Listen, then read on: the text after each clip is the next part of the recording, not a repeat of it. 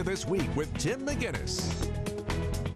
Good morning. Thanks for joining us for Carolina This Week. If you're watching this on Sunday morning and you live in Horry County, then the day after tomorrow you can go to the polls to vote for the next Horry County Council Chairman. There's a runoff between Mark Lazarus and Councilman Al Allen. Here's a look at the results from the primary that was held 2 weeks ago. Mark Lazarus came in with 40% of the vote, almost 41%. Al Allen with over 24%. Debbie Harwell, then Liz Gillen, then Fonzie Lewis. Because no one candidate received 50% of the vote, there's a runoff between the top two vote getters, Councilman Allen and Mark Lazarus, who's with us this morning. Now, Councilman Allen was on this show last Sunday morning. You can find his interview on our YouTube channel. And Mark Lazarus, you can hear from this morning. Thanks for being with us. Thank you for having me. Now, I do want to have a point of order real quick just to get this out of the way. We know that the Windsor Forest, the Windsor Green condo fire happened in Carolina Forest this past weekend, and we're not going to be addressing that too much this morning because it happened before happened after my interview with Al Allen, and we didn't talk about it. So, figure out of fairness, we're not going to spend too much time on that this morning. Though it was a tragedy, and our hearts go out to everybody who lost their home in that fire. Moving on, I want to talk about jobs. Absolutely. And that's probably the biggest issue facing any politician running for any office, not only here in Horry County, but across the country. How do you bring jobs to Horry County? Yeah, well, it's a lot of work, but we've got to work with our Economic Development Corporation and make sure we're going after the right types of jobs. Right now, instead of going after a company that has 500 employees, why aren't we looking at jobs that might have 10 or 20 employees? And then mostly, why aren't we looking inside of Horry County and see how we can best help our local businesses to expand? I know there's several that would like to expand now, and maybe through the planning process or through the permitting process, there's things that we can do to work with them to help move that forward more. And then the other is to work with Coastal Carolina University. They've got a great research program in the marine wetlands program there now, and I understand there's several businesses that would like to come here today to use that research that they have and then use Horry Georgetown Tech to train their employees. So we need to make sure that our EDC is working with Coastal Carolina to help them secure the people, and maybe some of the incentive programs that we can offer could help bring those people in and then use the research that we have at our existing universities today. So moving away from tourism maybe a little bit, trying to get us someplace other than just being a place where we employ people who work in the service industry. Absolutely. What that brings is, if people remember when we had the air base here, we had a lot of dependents that worked in the tourism industry while the servicemen and women worked at the air base. We lost that, about 4,000 people, and we've never really replenished that. So if we can bring more industry here, higher paying jobs that don't necessarily work in the tourism industry, those workers will actually go to our restaurants and things of that nature, but their dependents may be good workers within our tourism industry too. So it's a supplemental thing, working together. What about incentives to bring companies to Horry County? Some people say that incentives shouldn't be given. You shouldn't use taxpayer money to try to lure somebody to come here, level playing field, that type of thing.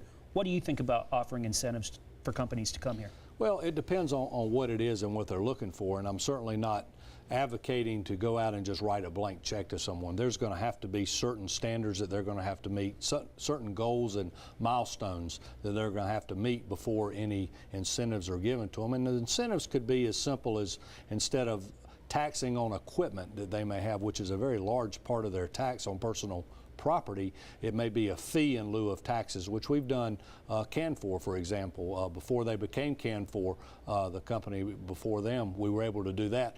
They did about $20 million worth of expansion to that plant alone, which added a lot of jobs. Looking at this election, something that struck me about every candidate when I've interviewed you all, when I had you here for the debate, really on the issues, a lot of times y'all were on the same page, and that goes the same with you and Councilman Allen. Yes. What separates the candidates? What separates you from Councilman Allen? What's the difference? Well, I think it's my long-standing business background. I have a more extensive business background. I've dealt in a lot of big issues, and from borrowing money to build new businesses, to start them from the ground up, to working with leaders in the community to help bring things in. I did serve on council. I did serve as vice chairman. I was elected by my peers as the vice chairman in my last term on council. So I believe my leadership qualities and leadership abilities, working with businesses. Who's the person that needs to go out and sit with the EDC, to sit with the CEO of a business to convince them that we need them to come to Horry County and why? Working with all the businesses throughout Horry County, sitting down and going through the budget. It's a very tough budget that we have right now. With reassessment coming before us now, we're going to probably lose some dollars. Our revenues are going to go down. So we've got to increase those dollars, and we still got to maintain what we have for the people of Horry County and sustain our fire and police protection that is so vital to our citizens of Horry County. All right. Let's take a break. When we come back, let's talk about some of the other big things like infrastructure, working with other municipalities, and that type of thing. Absolutely. Stay with us. We'll be right back.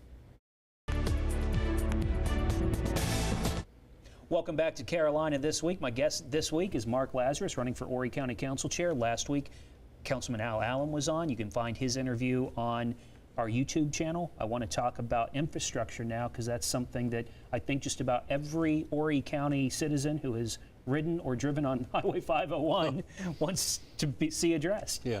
What do we do to make it an easier county to navigate? Well, absolutely. 501 is a disaster. But there's some simple solutions that we can start with today that I believe we can get immediate funding for.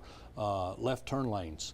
You go through Carolina, through 501, and you see a lot of left turns, but no left turn lanes, and that clogs up traffic, backs up traffic. We have rear end accidents, acceleration and de-acceleration lanes. Left turns that go to nowhere, and then people are making U-turns.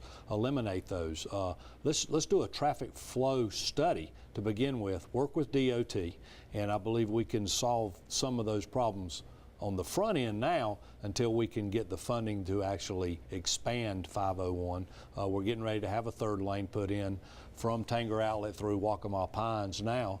So we've got to make sure that we're doing that right and doing it the right way. But and look at our studies for signalization. Making sure that we're continuing to move that traffic along. Some simple things common sense things that we can do right now that can help us a lot as we move forward to expanding it. And probably one of the toughest intersections there is that Carolina Forest intersection, because that area has grown so much. Oh, absolutely. How do you get the ball rolling to maybe get a flyover there to get something yes. happening at that intersection? Well, Ride 2 program is getting ready to come to an end. We have money sitting in the bank to complete the projects that we have on the front end now. What we need to start looking for now immediately is a Ride 3 program. Put that out to the public. Put the specific needs out there so they can vote on them and make sure that the citizens of Horry County have bought into the program.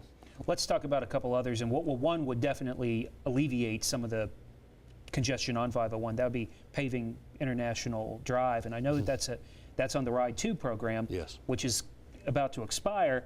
What do you do to get maybe put some fire under the feet of the people that can make that happen? Well, you know, it's gone from bear crossings to now wetlands problems, things of that nature. We need to get together and get with our legislature and go sit down with the DNR and the Corps of Engineers and whoever else is in line that needs to sign off and have a face-to-face meeting and get this thing done. This has been carrying on for way too long, too many excuses for it, and it's a priority.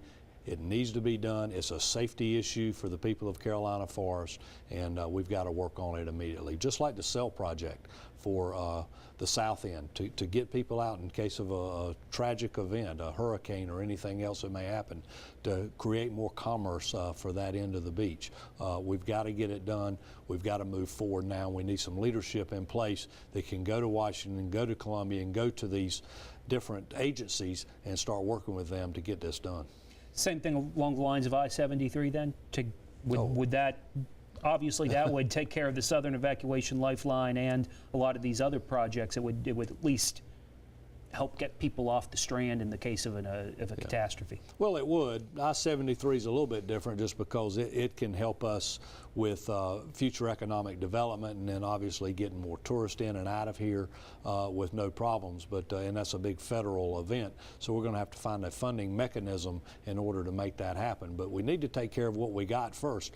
You build I-73, start bringing all these people in, and we haven't put the vision and the forethought into planning for the future. All of a sudden we don't have adequate roads to handle the people, we're behind. So we need to start planning today and put those plans into place before I-73 gets here. When you talk about the chairman of county council, one of the biggest jobs of the chairman is to build a consensus. You can want to do so many things, but if you can't get the other council members behind you, they may not go anywhere. Yes. Do you see yourself as somebody that can build a consensus on council? Oh, absolutely. I think with my background, I'm a consensus builder. I work with a lot of teenagers during the summertime. You want to talk about building consensus. And, you know, I've been on many boards throughout my career, served on the International Association of Amusement Parks and Attractions. You have to learn to work with a lot of people to accomplish the common goals that you have.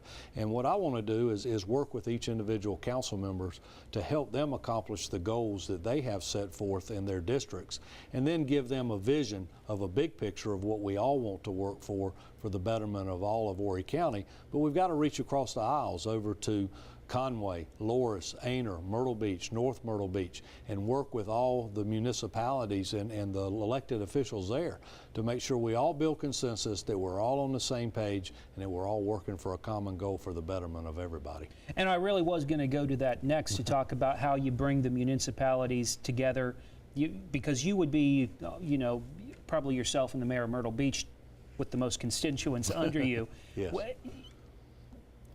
You have different needs throughout the county. You have the needs along the beach, then you have the needs of the people that live in Aner, Loris. Yes. How do you bring everybody together on the same table so one side doesn't feel alienated? Well, we have to work for what their common goals are. You know, Conway has certain goals, Loris has goals, and we need to all work together. My belief is that if one part of Horry County is healthy, the rest of Horry County can be healthy too. We all need to be healthy together and work together, and I believe that we can all sit down at the table. I have relationships with just about all of them. I know them, I understand them, and I've had businesses throughout the Grand Strand in Horry County and know a lot of the people around, and I would like to sit down and be able to work with them and help build that consensus with them to get things done. A lot of counties, particularly as they get bigger throughout the country, start to merge services. Do you think that there are any services in Horry County that could be merged as we move forward between municipalities and the county? Yeah. I don't know if they could be merged necessarily. A lot of people like to keep hold on what they have, but I think better cooperation between a lot of us, and communication more than anything. I think we all cooperate, especially in the public safety aspect, but I think maybe our communication and working together on drug task force, crime task force, things of that nature that can help everybody along all over Horry County to protect ourselves. All right. Let's talk about crime. That's been an issue that you've really been hitting on in a lot of the talks that you've given, the times I've interviewed you. Do you think that is there a crime problem in Horry County? Oh, I definitely believe that we're on the verge of having a real crime problem, and it keeps getting more and more. And our crime statistics are too high. You know, we need to protect our tourism. If people all of a sudden hear that we have high crime rates, they might think about not coming here. Also, with bringing in jobs, we're wanting to go out and seek and find these people to bring their businesses here. One of the first questions they're going to ask is what is your crime rate? And we need to make sure that we have a handle on that we're providing our first responders all the materials and that they need in order to be able to do their job. And we need to make sure that we have a pay scale that is equivalent with others throughout the state also, which I don't believe we're there right now. So we need to work hard on that to attack the crime that we have, and as we said in some of our stuff, we're going to handcuff crime. What do you think about Sandra Rhodes? She's a relatively new police chief, but she's been on the force for decades, or for at least 2 decades. Was she the right choice for police chief? I believe she is. I've only been able to meet with her just a couple of times, and I actually saw her in action this past week, which was just phenomenal. How all of our first responders, hats off to all of them, really. They just did a phenomenal job. And the conversations I've been able to have with her so far are good. I like her vision. I like the direction she's going in and the style of policing that she has, and I look forward to hopefully working with her. If you're elected chairman, what is something out of the next 4 years that people could, that you would really, do you have a pet project? Do you have something that you really want to see happen in Horry County over anything else that you'd really fight for? Well, the first thing I think is that I want to get our employees at Horry County the morale up and get us on a pay standard that is equivalent to the rest of the state, and to be able to put a step program back in to where we know it's in the budget every year. They've taken away raises the last 2 years from our employees throughout Horry County, taken away certain retirement benefits that they were promised when they were hired, and that's creating some problems for us right now. I want to be able to work on that first and foremost. I want to work on our infrastructure problems that we have throughout Horry County so we can move people around better. There's so many things, but if I can do anything else after the year-and-a-half term, hopefully get elected to a 4-year term after that, and after that, I don't know, but I would really want the people of Horry County to say, Mark Lazarus led us to a better place, and we're doing much better today. Want to continue our conversation after we pay some bills. We'll be right back.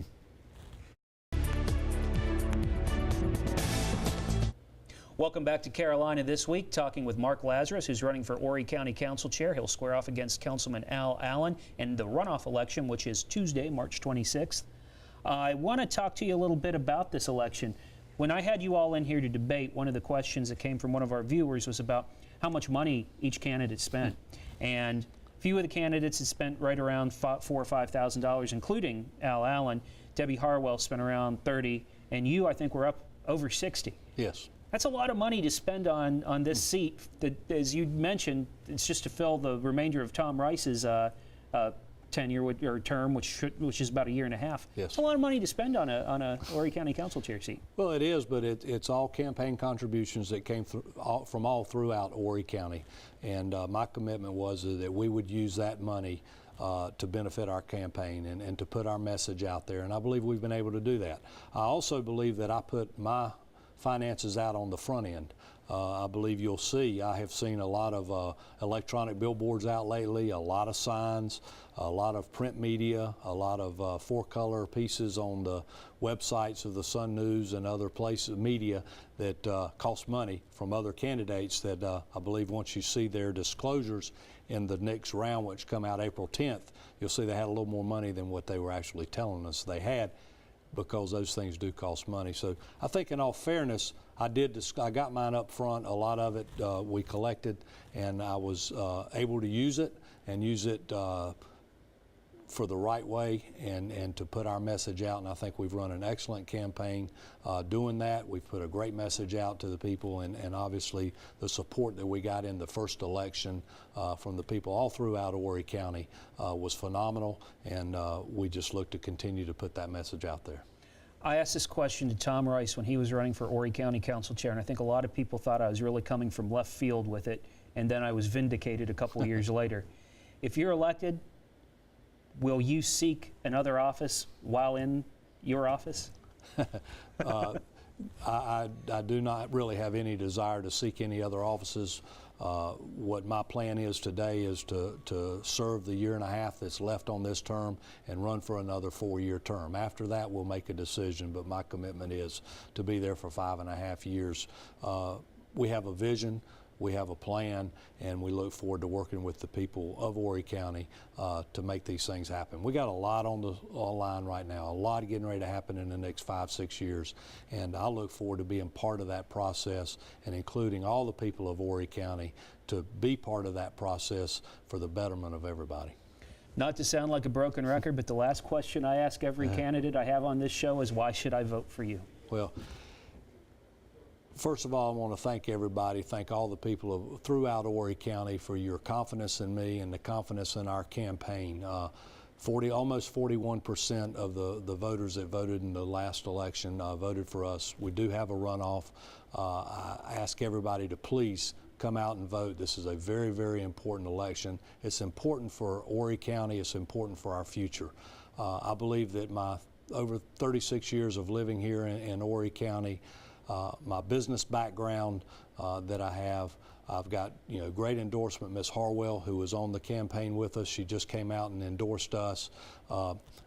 We have visions of transportation needs that pattern a lot of her visions that we will utilize to help our transportation needs, our crime needs, all the things that we've talked about throughout our campaign. We believe that from our leadership abilities to our business background to being able to get into the budget and tackle the budget, we've got an exorbitant amount of debt that we have here in Horry County right now. Looks like we've been living off of debt. You're getting ready to have reassessment come in now, which will lower the values of a lot of homes, which when the top amount of our income comes in from property taxes, we're going to have to be very tough on it. We've got to help our employees get the morale up to make sure that our employees are living a standard that they should be living and concentrating on their jobs and not worrying about having to get second and third jobs to make ends meet. I believe I'm the person to do that. I've proven that throughout my career as a businessman. I proved it when I served on the Horry County Council. The 4 years I was on the Horry County Council, everyone always got a raise. During that period of time, we had the STEP program in place. We always balanced the budget, and we weren't borrowing money to balance our budget either. So I believe that I can do the job. I look forward to it. I just ask everyone in Horry County, please get out and vote, and please vote for me on Tuesday, the 26th of March, and look forward to serving the great people of Horry County. All right, Mark Lazarus, thanks a lot. You can find this interview on YouTube tomorrow at some point, and you can also find Al Allen's. That's on our YouTube channel. And stay with us. We will be right back.